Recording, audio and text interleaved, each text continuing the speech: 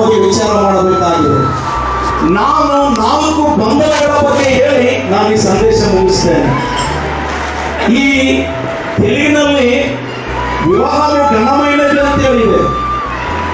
ಇಂಗ್ಲಿಷ್ನಲ್ಲಿ marriage it is honoured by god ಎಂಬುದಾಗಿದೆ.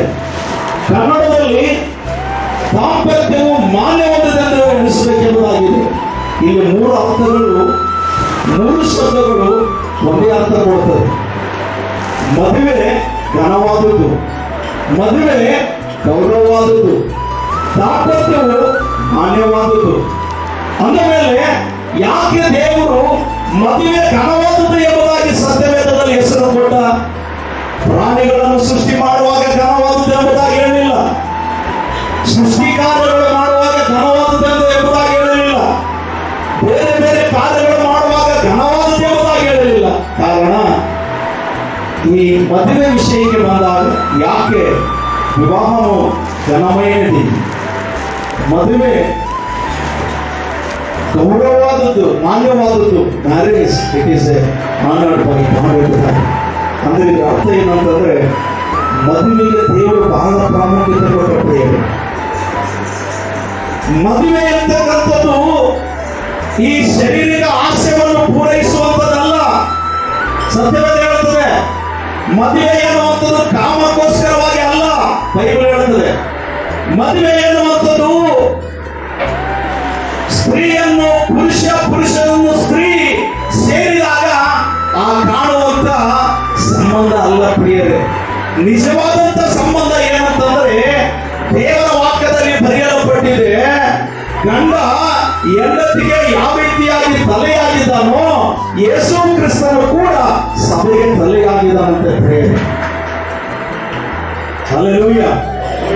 ಅಂದ ಮೇಲೆ ಮೊದಲನೇದಾಗಿ ಈ ಡೇವಿಡ್ ಮತ್ತು ಸೋನಿಯವರ ಮದುವೆ ಘನವಾದುದಾಗಿ ಕಾಣಬೇಕು, ಮಾನ್ಯವಾದದ್ದೆಂದು ಕಾಣಬೇಕಂದ್ರೆ ಮೊದಲು ಇವರು ಪರಿಶುದ್ಧತೆ ಎನ್ನುವಂತ ನಿಬಂಧನೆ ಹೊಂದಿಕೊಳ್ಳಬೇಕು.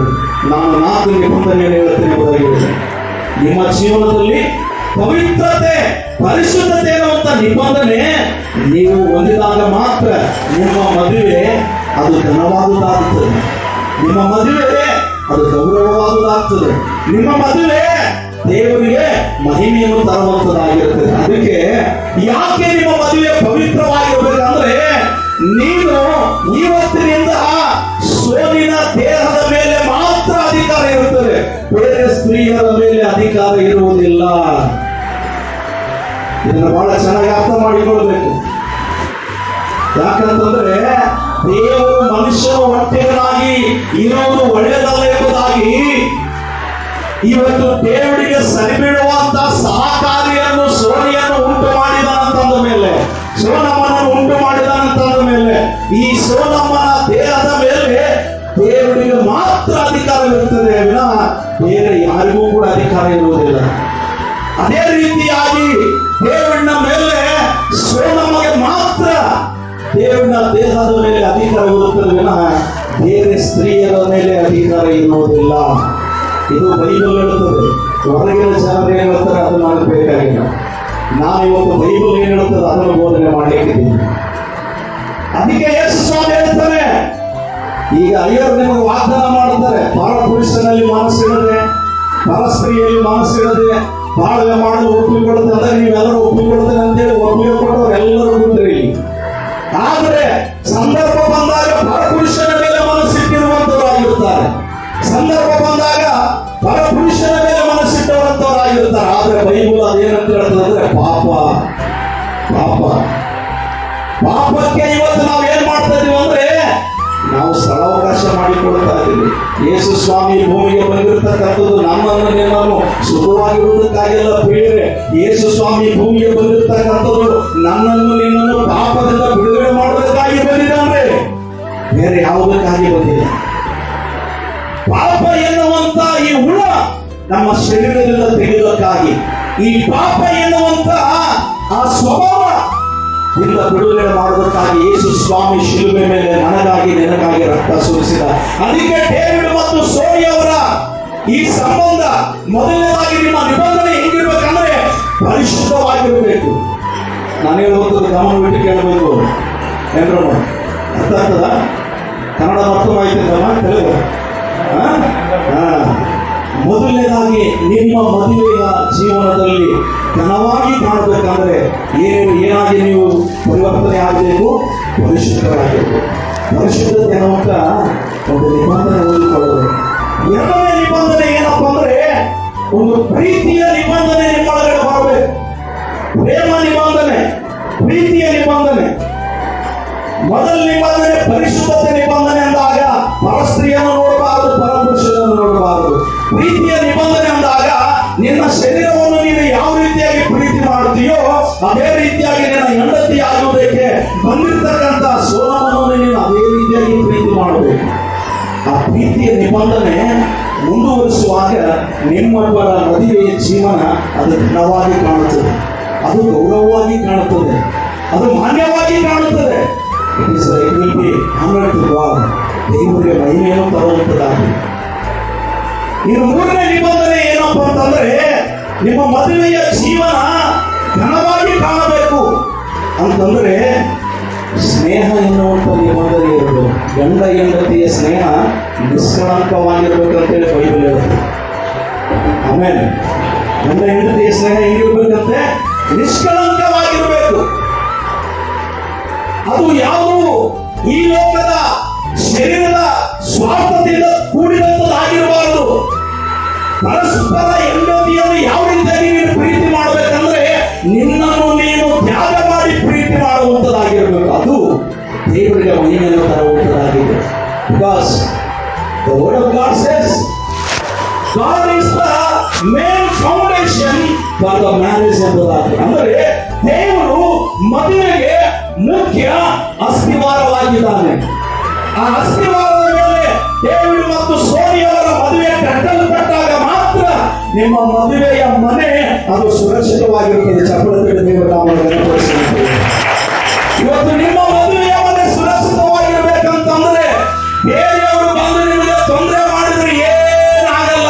ಯಾಕಂದ್ರೆ ನಿಮ್ಮ ಮದುವೆಯ ಮನೆ ಒಳಗಡೆ ಮುಖ್ಯ ಯಜಮಾನನು ಯೇಸು ಕ್ರಿಸ್ತನಿರಬೇಕು. ಪ್ರೀತಿಯ ಯೇಸು ಕ್ರಿಸ್ತನಿದ್ದಾಗ ನಿಮ್ಮ ಮದುವೆಯ ಸ್ನೇಹ ನಿಬಂಧನೆ ಅದು ದೇವರಿಗೆ ಘನವನ್ನು ತರುವಂಥದ್ದಾಗಿದೆ. ಕೊನೆಯದಾಗಿ ನಾನು ಮುಗಿಸ್ತೇನೆ. ಯಾಕಂದ್ರೆ ನನಗೆ ಗೊತ್ತಿಲ್ಲ ಎಲ್ಲಿ ಬಹಳಷ್ಟು ಸಾರಿ ಮದುವೆ ಸಂದೇಶ ಕೊಡೋದಾಗ ನನಗೆ ಗೊತ್ತಿಲ್ಲ. ನನಗೆ 5 ನಿಮಿಷ 10 ನಿಮಿಷ ನನಗೆ ಸಾಕಾಗಲ್ಲ. ಅದಕ್ಕೆ ನಾನು ಕೊಡೋದಿಲ್ಲ. ಬಂದರೆ ಸುಮ್ಮನೆ ಹೋಗಿರ್ತದೆ. ಆದರೂ ಕೂಡ ಅನಿವಾರ್ಯ ಇವತ್ತು ಆ ಸಂದೇಶ ಮತ್ತೆ ನಾನು ಹೇಳ್ತಾ ಇದ್ದೀನಿ. ನಾಲ್ಕನೇದಾಗಿ ಏನಂದ್ರೆ ಮೊದಲನೇದಾಗಿ ನಿಮ್ಮ ಮದುವೆ ಘನವಾದದ್ದಾಗಿ ಆಗಬೇಕಾದ್ರೆ ನಿಮ್ಮ ನಿಬಂಧನೆ ಪರಿಶುದ್ಧತೆಯಾಗಿರಬೇಕು. ಎರಡನೇದಾಗಿ ನಿಮ್ಮ ನಿಬಂಧನೆ ಪ್ರೀತಿಯಿಂದ ಕೂಡಿರಬೇಕು. ಮೂರನೇದಾಗಿ ನಿಮ್ಮ ನಿಬಂಧನೆ ಸ್ನೇಹದಿಂದ ಕೂಡಿರಬೇಕು.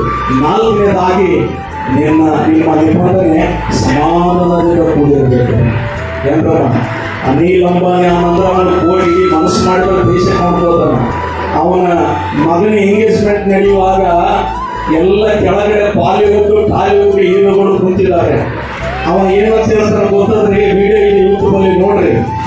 Every step of my life I am seeking peace ಅಂತ ಹೇಳ್ತಾನೆ. ನಮ್ಮ ಜೀವನದ ಪ್ರತಿ ಹೆಜ್ಜೆಗೂ ಸಮಾಧಾನ ಹುಡುಕ್ತಾ ಇದ್ದೀನಿ ಅಂತ ಅಂದಾಗ ಕೆಳಗಡೆ ಕುಳಿತಿರುವಂತ ತಂದೆ ಕನಸಿನಿಂದ ಕಣ್ಣೀರು ಓದಿಸ್ಕೊಳ್ತಾನೆ. ಅಂದ್ರೆ ಈ ದೇಶವನ್ನೇ ಕೊಂಡುಕೊಳ್ಳುವಂತ ವ್ಯಕ್ತಿಗೆ ಏನು ಕೊರತೆ ಇದೆ? ಸಮಾಧಾನ ಕೊರತೆ ಇದೆ, ನೆಮ್ಮದಿಯ ಕೊರತೆ ಇದೆ. ಯೇಸು ಸ್ವಾಮಿ ಮಾನವರ ಪಾಪಗಳಿಗೋಸ್ಕರವಾಗಿ ಶಿಲುಬೆ ಮೇಲೆ ರಕ್ತ ಸುರಿಸಿ ಉರುಳಲ್ಪಟ್ಟು 3ನೇ ದಿನದಲ್ಲಿ ಮೃತ್ಯುಂಜಯನಾಗಿ ಎದ್ದು ಬಂದಾಗ ಮೊದಲನೇ ಮಾತು ಏನಾಡಿದ್ರು ಅಂದ್ರೆ ನಿಮಗೆ ಸಮಾಧಾನವಾಗಲಿ. ನಿಮಗೆ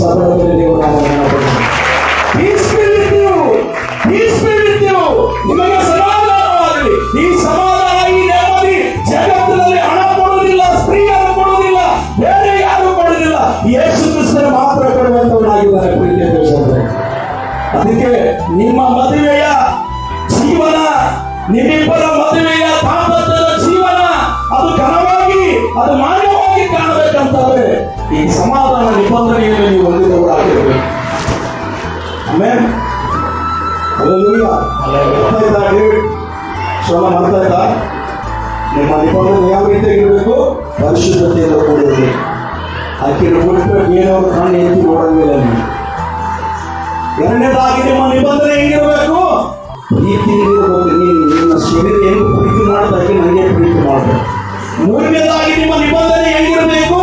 ಸ್ನೇಹದಿಂದ ಕೂಡಿರ್ಬೇಕು. ಕೆಲವೊಂದು ಸಾರಿ ಆತ್ಮೀಯ ಸ್ನೇಹಿತರು ಇರ್ತಾರೆ ನೋಡಿ. ಸ್ನೇಹ ಅಂದ್ರೆ ಬೇರೆಯವರಿಗೆ ಸೀಕ್ರೆಟ್ ಹೇಳಲ್ಲ, ಸ್ನೇಹಿತರಿಗೆ ಸೀಕ್ರೆಟ್ ಹೇಳ್ತಾನೆ, ಗೊತ್ತಾದ್ರೆ ಅಂತ ಸ್ನೇಹದಿಂದ ನೀನು ಕಾಣುವಂತವನಾಗಿರ್ತೀನಿ. ನಾಲ್ಕನೇದಾಗಿ ಏನಂತಂದ್ರೆ ನಿನ್ನ ಸಮಾಧಾನ ಯಾರಲ್ಲಿ ಕಾಣಬೇಕಂತಂದ್ರೆ ಆ ಸೋಲಿನಲ್ಲಿ ಮಾತ್ರ ನೀನು ಕಾಣುವಂಥದ್ದಾಗಿರ್ಬೇಕು. ಇದಕ್ಕೆ ಮುಖ್ಯವಾಗಿ ಕೊನೆಯದಾಗಿ ನಾನು ಹೇಳ್ತೇನೆ, ನಿಮ್ಮ ಕುಟುಂಬದಲ್ಲಿ ನಿಮ್ಮಲ್ಲಿ ಯೇಸು ಕ್ರಿಸ್ತನ ಮುಖ್ಯ ನಾವಿಕನಾಗಿದ್ದಾಗ ಮಾತ್ರ ಈ ಎಲ್ಲ ನಿಬಂಧನೆಗಳು ನೆರವೇರುವುದಕ್ಕೆ ಸಾಧ್ಯತೆ. ಆಮೇಲೆ ದೇವರು ವಾಕ್ಯ ಭಾಗದ ಮುಖಾಂತರವಾಗಿ ನಮ್ಮನ್ನು ನಿಮ್ಮನ್ನು ಆಶೀರ್ವಾದ ಮಾಡಿ ಯೇಸು ಕ್ರಿಸ್ತನ ನಾಮದಲ್ಲಿ ನಿಮ್ಮವರಿಗೆ ಶುಭ ಹಾರೈಸುವಂತವಾಗಿದ್ದೇನೆ. Thank you. God bless you.